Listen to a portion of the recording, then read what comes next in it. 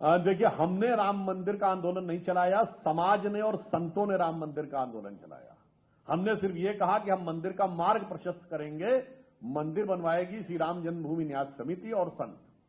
जहां तक आपने कहा है कि और लोग ये करने लगे हैं, बिल्कुल 2014 के बाद बहुत बदलाव आया है।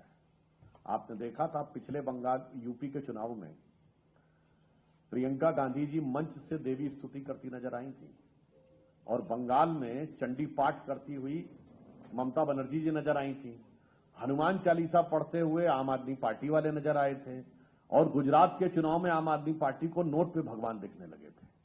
और 2014 के बाद कांग्रेस ने बातें तो बड़ी बड़ी करते, रोजा अवतार काहे बंद कर दिया है, समझ में नहीं आता है। मुझे लगता है कि मोदी जी ने एक संदेश दिया है कि वो ईमानदारी से अपना काम कर रहे हैं।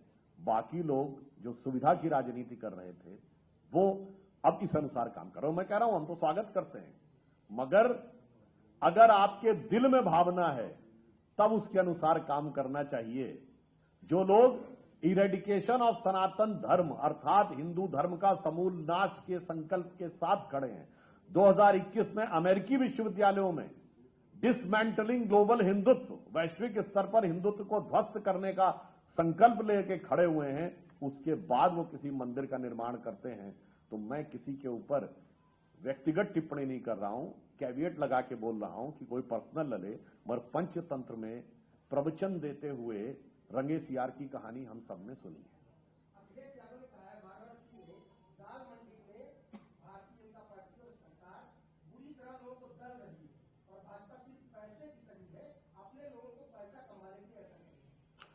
मुझे लगता है कि पैसे के आरोप तो उनके और उनके परिवार के ऊपर बहुत पहले लगे हुए थे। डिसप्रोपोर्शनेट एसेट का केस मुलायम सिंह जी पे चला है ना, और किसके दौर में चला है? कांग्रेस के दौर में। और मुलायम सिंह जी का वीडियो अवेलेबल है जिसमें वो कहते हैं कांग्रेस बहुत खतरनाक पार्टी है, सीबीआई लगा देती है। वीडियो अवेलेबल है। दूसरा वीडियो अवेलेबल है जिसमें वो बोल रहे थे अमर सिंह जी ना होते तो मैं अंदर हो जाता। और अखिलेश जी का स्वयं का वीडियो अवेलेबल है 2023 के मध्य प्रदेश चुनाव में। कांग्रेस बहुत चालू पार्टी है।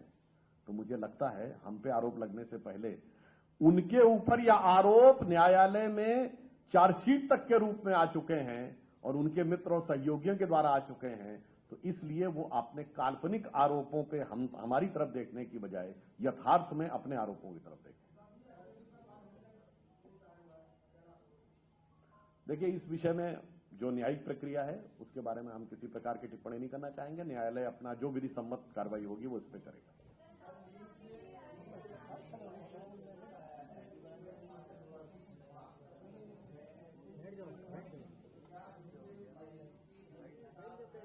यह विषय एग्जामिनेशन कंडक्टिंग बॉडी और मिनिस्ट्री के बीच में जो भी निर्णय हुआ वो तकनीकी आधार के ऊपर उस निर्णय के बारे में जो भी आगे कार्रवाई होगी।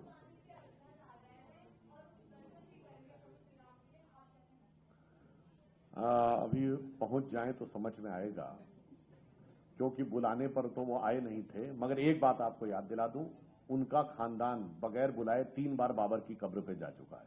1959 में जवाहरलाल नेहरू, 1968 में श्रीमती इंदिरा गांधी और 2005 में मनमोहन सिंह जी के साथ राहुल गांधी। और इतना ही नहीं, 1968 में जब इंदिरा जी गई तो उनके साथ नटवर सिंह जी जो बाद में विदेश मंत्री रहे वो वहां उपस्थित थे। उन्होंने अपनी किताब one life is not enough में लिखा है कि मैं चंद फीट की दूरी पर था और इंदिरा जी ने कहा कि ये तो ऐसा लम्हा है कि लगता है सदियां सिमट कर इस लम्हे में आ गई हैं। कितना ऐतिहासिक मामला है। तो मुझे लगता है कि उनको अभी, और वो कुंभ में भी स्नान करने नहीं गए थे। तो मुझे लगता है कि देश की जनता भली भांति समझती है, पहले तो हो जाए तब देखिए।